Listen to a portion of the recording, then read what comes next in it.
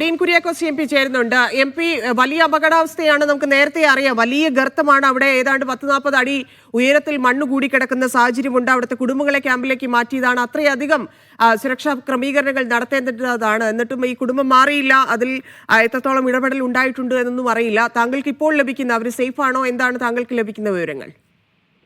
അവർ safe ആണ് എന്നാണ് അറിയുന്നത്. ഏതായാലും ആളുകൾ അവരുമായിട്ട് കോണ്ടാക്ട് ചെയ്തിട്ടുണ്ട് എന്ന് മനസ്സിലാക്കുന്നു. ഫയർഫോഴ്സ് രക്ഷാപ്രവർത്തനത്തിന്റെ ഭാഗമായിട്ടുള്ള ബാക്കി കാര്യങ്ങൾ തുടരുന്നു എന്നുള്ളതാണ്. ആ വീടിന്റെ താഴ്ഭാഗം ഉയർത്തിപ്പിടിച്ച് ടോപ്പിൽ നിന്നും ആളുകളെ റിക്കവറി ചെയ്യുന്നതിന് വേണ്ടിയിട്ടുള്ള ശ്രമങ്ങളാണ് ചെയ്യുന്നത് എന്നുള്ളതാണ് ഉദ്യോഗസ്ഥരുമായി സംസാരിച്ചപ്പോൾ മനസ്സിലായിട്ടില്ല. ഞാൻ ഏതായാലും ഒരു 3/4 മണിക്കൂർ ദൂരം അപ്പുറത്താണ് ഇപ്പോൾ ഉള്ളത്. ഞാനിപ്പോൾ അവിടേക്കുള്ള യാത്രയിലാണ്. ഏതായാലും മറ്റു അപകടങ്ങളില്ലാതെ അവരെ സേഫായിട്ട് പുറത്തിറക്കാൻ കഴിയും എന്നുള്ള ഒരു പൂർണ്ണ പ്രതീക്ഷയാണ്. അത് എത്രത്തോളം ചലഞ്ചിങ് ആണ്, കാരണം ഇത്രയധികം മണ്ണ് ഇടിഞ്ഞു വീഴുമ്പോഴേ അതിനുള്ളിൽ നിന്ന് അവരെ പുറത്തെത്തിക്കുക എന്നുള്ളത് എത്രത്തോളം ബുദ്ധിമുട്ടുള്ളതാണ്? സംവിധാനങ്ങളൊക്കെ ഉണ്ട്, ബുദ്ധിമുട്ടുള്ള സംഗതി തന്നെയാണ്. പക്ഷേ ഫയർഫോഴ്സിനെ സംബന്ധിച്ചിടത്തോളം സാധിക്കും എന്നുള്ളതാണ് ഉദ്യോഗസ്ഥർ പറഞ്ഞിട്ടുള്ളത്. ബാക്കി കാര്യങ്ങൾ ഞാൻ ഇനി അവിടെ ചെന്നിട്ട് സംസാരിക്കുന്നതായിരിക്കും. Okay, thank U.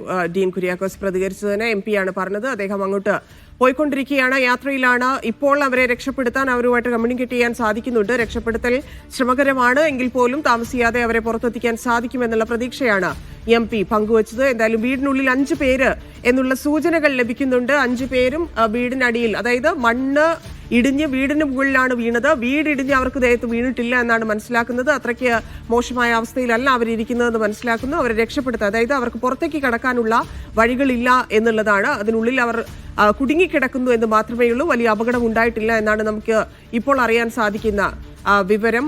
Muhammad Ashiq ചേരുന്നുണ്ട്. ആഷിഖ്, ജനപ്രതിനിധികൾ എം പി ഉൾപ്പെടെ അങ്ങോട്ട് എത്തിക്കൊണ്ടിരിക്കുകയാണ്. ഇതിൽ ഏറ്റവും ഗുരുതരമായിട്ടുള്ള കാര്യം, ഈ നിർദ്ദേശങ്ങൾ അനുസരിച്ച് കാര്യങ്ങൾ നടക്കുന്നില്ല. ദേശീയപാതയുമായി ബന്ധപ്പെട്ട് നേരത്തെ നമുക്കറിയാം നിരവധി പ്രശ്നങ്ങളുണ്ട്. കോടതി കഴിഞ്ഞ ദിവസം ആ വിഷയത്തിൽ ഇടപെട്ടതുമാണ്. ഇത് എങ്ങനെ തുടരണം എന്നുള്ള നിർദ്ദേശവും നൽകിയതാണ്. പക്ഷേ ഇത്തരത്തിൽ ഈ പാതയോരത്ത് താമസിക്കുന്ന ആളുകളെ മാറ്റുന്നതിലോ ഇല്ലെങ്കിൽ അവരുടെ ജീവന് സുരക്ഷ ഉറപ്പാക്കുന്നതിലോ വലിയ വീഴ്ച വീണ്ടും വരുത്തുന്നുണ്ട് എന്നുള്ളത് കൂടിയല്ലേ വ്യക്തമാവുന്നത്? ആരുടെ ഉത്തരവാദിത്വമാണത്?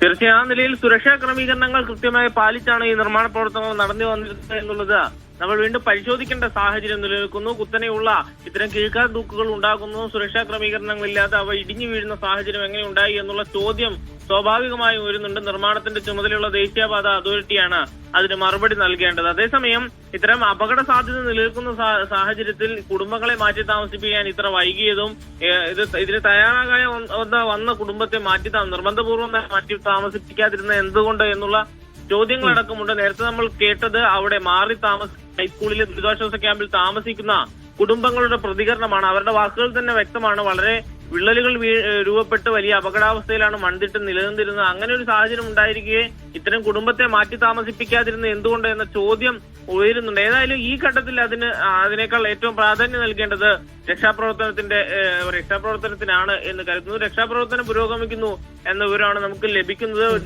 എം പി പറഞ്ഞതുപോലെ തന്നെ വീടിന്റെ മുകൾ ഭാഗം മാറ്റി, ഓടിട്ട വീടാണ്, അതിന് ഓടുകൾ മാറ്റിയതിനു ശേഷം അവരെ പുറത്തെടുക്കാൻ കഴിയുമെന്ന പ്രതീക്ഷ ആണ് ഇപ്പോൾ രക്ഷാപ്രവർത്തനത്തിന് നേതൃത്വം നൽകുന്ന ഫയർഫോഴ്സിന്റെ സേനാംഗങ്ങൾ. ഇതിപ്പോ വീണ്ടും ഇടിഞ്ഞു വീഴാനുള്ള സാധ്യതയൊന്നും ഇല്ലല്ലോ അല്ലെ? അതിനുള്ള കരുതലുകളൊക്കെ എടുത്തിട്ടുണ്ടല്ലോ. മാത്രമല്ല 22 കുടുംബങ്ങൾ ക്യാമ്പിലുണ്ടെന്നാണ് മനസ്സിലാക്കുന്നത്. ഉന്നതിയിൽ എത്ര കുടുംബങ്ങളാണ് മൊത്തമായിട്ടുണ്ടായിരുന്നത്? എന്തുകൊണ്ടാണ് ഇടപെടൽ എന്നൊക്കെയുള്ളതിൽ ഈ ജനപ്രതിനിധികൾ ഉത്തരം പറയേണ്ടതുണ്ട്. അതിനപ്പുറത്തേക്ക് ഇപ്പോൾ ഈ മേൽക്കൂര മാറ്റുക എന്നുള്ളത് കൂടി എത്രത്തോളം പ്രാക്ടിക്കലാണ് എന്നുള്ളതാണ്. വീണ്ടും അപകടത്തിനൊരു സാധ്യതയുണ്ടോ? തീർച്ചയായും വീണ്ടും മണ്ണിടിഞ്ഞ് വീഴാനുള്ള സാധ്യത അവിടെ നിലനിൽക്കുന്നുണ്ട്. വലിയ കുത്തനെയുള്ള കീഴ്ക്കാൻ തൂക്കായതുകൊണ്ട് തന്നെ ശക്തമായ മഴയോ മറ്റോ പെയ്താൽ വീണ്ടും മണ്ണിടിഞ്ഞ് വീഴാനുള്ള സാധ്യതകൾ നിലനിൽക്കുന്നുണ്ട്. വിള്ളൽ ഉണ്ടായ സ്ഥലമാണ്. അതുകൊണ്ട് മണ്ണിടിഞ്ഞ് വീണാൽ വലിയ അപകടങ്ങളിലേക്ക് കാര്യങ്ങൾ മാറിയേക്കും. പക്ഷേ നിലവിൽ ഈ ഒരു കുടുംബം മാത്രമാണ് അവിടെ കുടുങ്ങിക്കിടക്കുന്നുള്ളൂ. മറ്റെല്ലാവരെയും തന്നെ മാറ്റി പാർപ്പിച്ചതുകൊണ്ട് അതിൽ അപകടങ്ങൾ ഉണ്ടാകില്ല എന്ന് പ്രതീക്ഷിക്കാം. പക്ഷേ ഈ കുടുങ്ങിക്കിടക്കുന്ന കുടുംബത്തെ പുറത്തെത്തിക്കുക എന്നുള്ളത് വളരെ പ്രധാനപ്പെട്ടതാണ്. ഏറ്റവും ഉടനടി തന്നെ അത് സാധ്യമാകും എന്ന് കരുതുകയാണ്. നമുക്ക് അറിയാം, മുമ്പും ഇത്തരം മണ്ണിടിച്ചിൽ അപകടങ്ങൾ ഹൈറേഞ്ചിൽ സ്ഥിരമായി ഉണ്ടായിട്ടുള്ളതാണ്. പ്രത്യേകിച്ച് മഴക്കാലത്ത് മണ്ണിടിച്ചിൽ എന്നുള്ളത് വലിയ ദുസ്വപ്നം തന്നെയാണ് ഹൈറേഞ്ചിലെ ജനങ്ങളെ സംബന്ധിച്ച്. പക്ഷേ ഇപ്പോൾ ഈ വിഷയത്തിൽ മറ്റൊരു കാര്യമാണ് ശ്രദ്ധിക്കേണ്ടത്. നിർമ്മാണ പ്രവർത്തനത്തിലിരിക്കുന്ന ദേശീയപാതയുടെ ഭാഗത്ത് ഇത്തരത്തിലൊരു മണ്ണിടിച്ചിൽ ഉണ്ടാകാനുള്ള സാധ്യത നിൽക്കുകയെ എന്തുകൊണ്ട് സുരക്ഷാ ക്രമീകരണങ്ങൾ നേരത്തെ തന്നെ സ്വീകരിച്ചില്ല എന്നുള്ളതാണ് ഏറ്റവും പ്രധാനപ്പെട്ട കാര്യം. ഏതായാലും നിലവിൽ രക്ഷാപ്രവർത്തനം കഴിഞ്ഞ ദിവസവും മണ്ണിടിച്ചിലുണ്ടായിരുന്നല്ലോ, എന്നിട്ടും പാഠം പഠിച്ചിട്ടില്ല എന്നുള്ളതാണ്. തീർച്ചയായും ഈ കൊച്ചി ധനുഷ്കോടി ദേശീയപാതയുടെ നിർമ്മാണവുമായി ബന്ധപ്പെട്ട് നിരവധി പ്രശ്നങ്ങൾ നിലനിന്നിരുന്നു. ഹൈക്കോടതി ഇടപെടലുണ്ടായ താൽക്കാലികമായി ഈ പാതയുടെ വികസന പ്രവർത്തനങ്ങൾ നിന്നുപോയതിൽ വലിയ ജനകീയ രോക്ഷമടക്കം ഉണ്ടാകുന്ന സാഹചര്യങ്ങൾ ഉണ്ടായിരുന്നു. ഇപ്പോൾ ഈ കഴിഞ്ഞ ദിവസം ഹൈക്കോടതിയുടെ അനുകൂല ഉത്തരവ് ഉണ്ടായതിന്റെ പശ്ചാത്തലത്തിൽ നിർമ്മാണ പ്രവർത്തനങ്ങൾ പുനരാരംഭിക്കാനുള്ള നീക്കങ്ങൾ നടക്കുന്നതിനിടയിലാണ് ഇത്തരത്തിൽ വലിയൊരു ദുരന്തം ഉണ്ടാക്കുന്നത് എന്നുള്ളതും ശ്രദ്ധേയമാണ്. ഏതായാലും ദീർഘകാലമായി നിർമ്മാണ പ്രവർത്തനം നിലച്ചു കിടന്നിരുന്ന സ്ഥലമാണ്. വീണ്ടും നിർമ്മാണ പ്രവർത്തനങ്ങൾക്കുള്ള പ്രവർത്തനങ്ങൾ ആരംഭിക്കുന്നതിനിടയിലാണ് ഇത്തരത്തിലൊരു അപകടം ഉണ്ടായിട്ടുള്ളത് തന്നെ. ഏതായാലും വലിയ തോതിലുള്ള ഒരു അപകടമാണ് അവിടെ ഉണ്ടായിട്ട്. വലിയ തോതിലുള്ള മണ്ണിടിഞ്ഞ് വീണിട്ടുണ്ട്. അത് നീക്കം ചെയ്താൽ മാത്രമേ ഇനി ഗതാഗതം തന്നെ പ്രത്യേകിച്ച് മൂന്നാർ ഭാഗത്തേക്കൊക്കെ നിരവധി സഞ്ചാരികൾ കടന്നു പോകുന്ന അതാണ്